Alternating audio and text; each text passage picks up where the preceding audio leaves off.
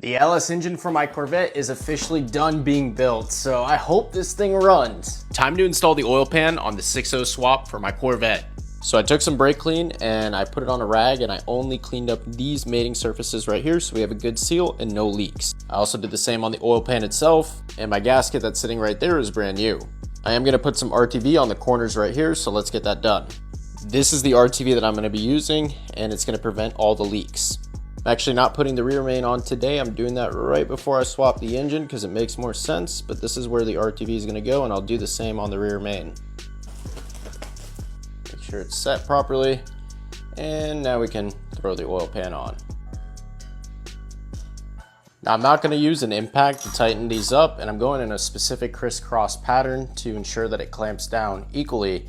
The reason why I'm not using an impact is because you can cross thread the bolts. Sometimes the gasket isn't 100% flat because of shipping. Mine was a little bit bent, so I'm just going to make sure that I'm not cross threading anything.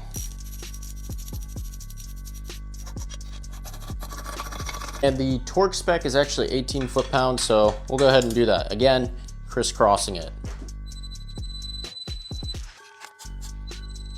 The oil pan is really as easy as that, so it looks like my timing cover is actually lined up perfectly with it, and that was thanks to the tool that I used.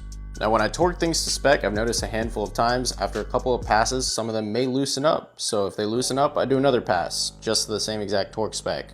And yeah, I'm not putting these two long bolts in because I'm not putting the rear main on yet, which is another cover for the back. So it kind of looks like the timing cover on the front.